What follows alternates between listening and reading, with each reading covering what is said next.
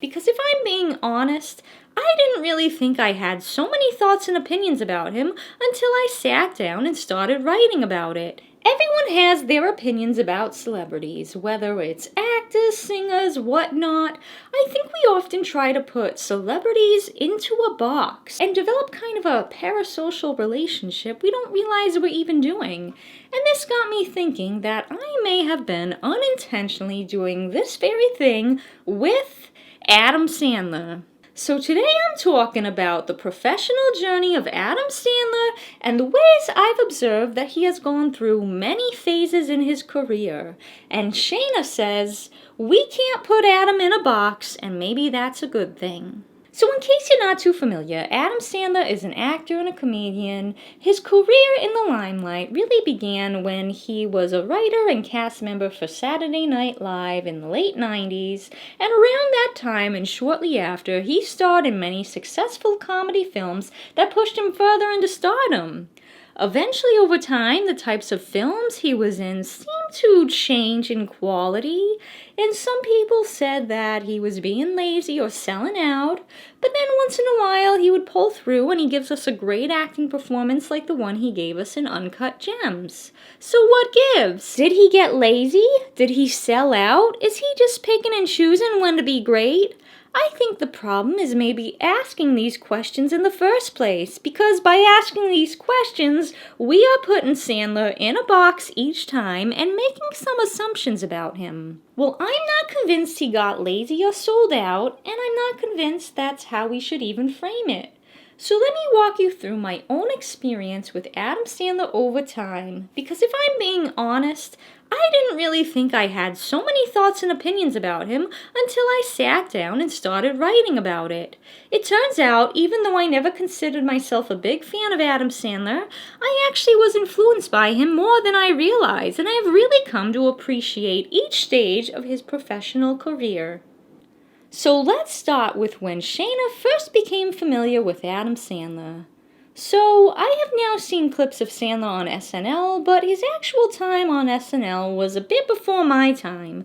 I mean, I'm not even a year old yet, so imagine how young I was when he was on SNL. Shayna was definitely not allowed to stay up that late and watch that show. But I do remember when his big movies started coming out. I'm talking about films like Billy Madison, Happy Gilmore, and The Waterboy. Now, he's been in so many more movies than that, but I would say those three are the core that represent his style of comedy at that time.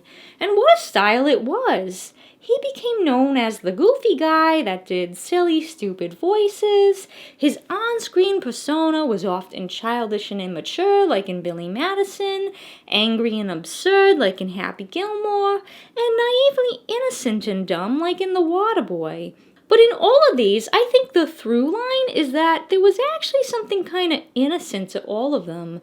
They all seemed to have a lesson to be learned or a happy ending. Despite either being childish or dumb or struggling to manage anger, each time his character found a way to improve or win the circumstances he found himself in. I have to say, I still really like these movies. Perhaps some have aged better than others. I haven't seen The Waterboy in a minute. But when I go back to them, I still enjoy them. Especially Happy Gilmore. Shayna has fond memories of watching that movie with her whole family. So naturally, with the success of his early films, he went on to do more. There's probably too many to name. Seriously, this guy has been in so many films.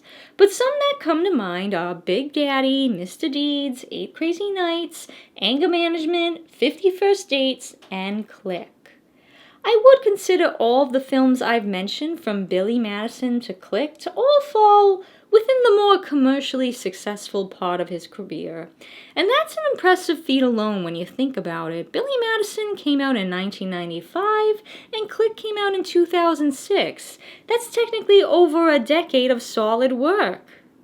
If the guy hung up his towel and disappeared into obscurity after that, we could all still say he had an impressive career. It was probably after Click that things started to change, but before we get into it, there's one other aspect about Adam Sandler during his early period that I would be absolutely remiss to not mention. Adam Sandler is Jewish, and he made his Jewish identity not only public, but he made it mainstream and, dare I say, cool. Or at the very least, an interesting fact about him that was generally accepted positively by the mainstream. Who can forget his Hanukkah song that he wrote? Seriously, he wrote a Hanukkah song so that Jewish children could have like their own little anthem. And I distinctly remember seeing him performing it on TV and listing out several famous people who are also Jewish. As a Jewish gal myself, I am so grateful for what Adam did for Jewish identity in the mainstream. He didn't try to make it something it wasn't or something bigger than it was. It was simply a part of him that he shared and celebrated. Also, confession, I have actually never seen 8 Crazy Nights. Should I? Have you seen it? I probably should see it, maybe this next holiday season. Now let's talk about Click for a minute. Perhaps there were some other commercially successful movies he did after Click, so don't come for me being like, Shayna, I really liked I Now Pronounce You Chuck and Larry. Look, that's fine if you like that one that came out after Click. But I bring up Click because I think that's when I stopped liking Sandler's movies as much. To be honest, I didn't even really like Click. It was advertised as a comedy, but besides a few little moments like watching boobs bounce up and down in slow motion, the movie didn't really feel like a comedy. It felt depressing. I don't know. I don't have much else to say about it. I think I watched it one time and it somehow made me depressed or traumatized me, so I didn't watch it again and I have blocked it from my memory. Really, I don't remember that movie too well. Maybe I should rewatch it? Anyway, I remember after Click, I went to see one of his other movies with friends in theaters because they wanted to see it, and I remember at the time thinking, oh boy, this movie looks dumb. And that movie was dumb, but I did rewatch it later and liked it more. Either way, the point is, it was around this time that I stopped thinking of Adam Sandler as the funny guy that did Happy Gilmore and started thinking he was just doing dumb movies. And sure, maybe The Waterboy was kind of dumb too, and maybe I just didn't think it was dumb because I was younger, but I don't know. There's something I can't put my finger on that made the more recent films seem dumber and less funny than The Waterboy. Now, did I suddenly hate Adam Sandler and call him a lazy sellout? No, actually, I don't think I did. And I think it's because at that time, I didn't realize how much I liked his earlier work, and I was growing and changing and getting interested in other things. So it was more like Adam Sandler's movies just became something I was less likely to watch. I think I remember watching Grown Ups and thinking that it was kind of meh. Like it was entertaining but also felt pointless and was missing that secret sauce that his earlier work had. But I was also like, yeah, it was entertaining and that's fine. But I don't think I'm the only one who started to feel differently about his work. I can't cite anyone specifically, but I do think some people started to think that Sandler was getting lazy and just making movies for a check or something. And I've also heard people say he makes movies with his friends for fun.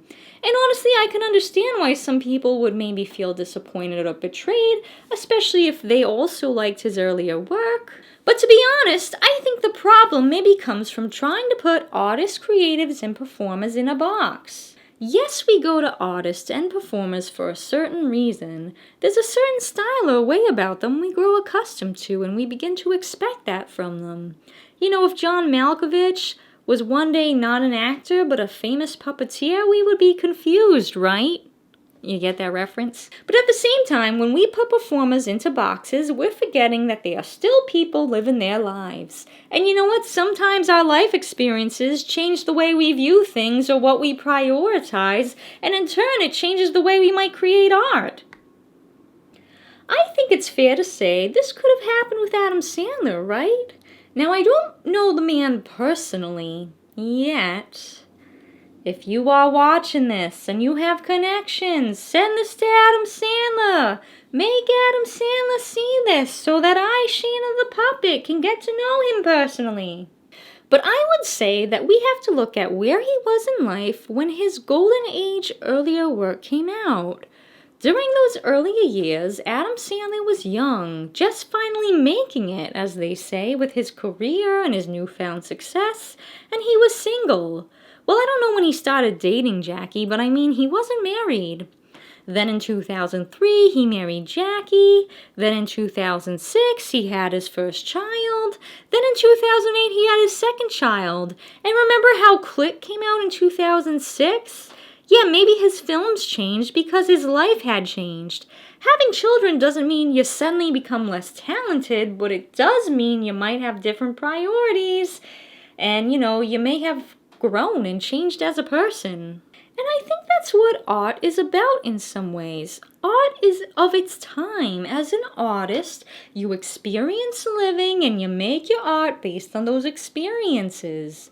And then, if you're doing it right, in my opinion, the whole living experience might change you. And then you might make new art based on those new experiences. Just as we evolve as people, our art can evolve too. And that doesn't always mean it improves in the ways we expect, it just means that it changes. And also, clearly the guy still has talent, okay? Let's jump forward to 2019 when Sandler starred in Uncut Gems.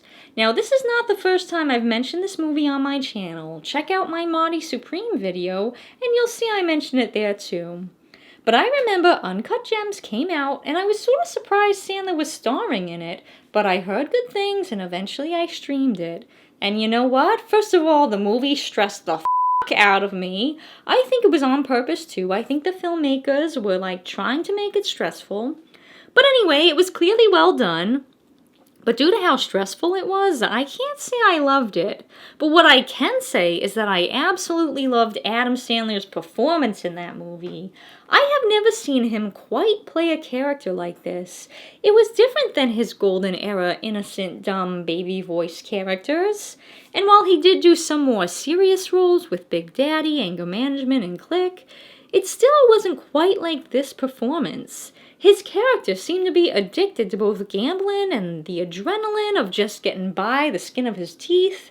His character was perplexing and infuriating for me, and I loved that I almost forgot it was Sandler when I was watching it. So all that is to say that the man has talent. He didn't lose it. And while people are entitled to say that he sold out or got lazy with some of his more recent works, I would say that that's not really a fair or holistic way of looking at it or understanding it. I don't think we will ever stop putting people in boxes and then getting upset when they don't stay or fit in those boxes just right. But let Adam Sandler be a reminder that we are flawed when we do this.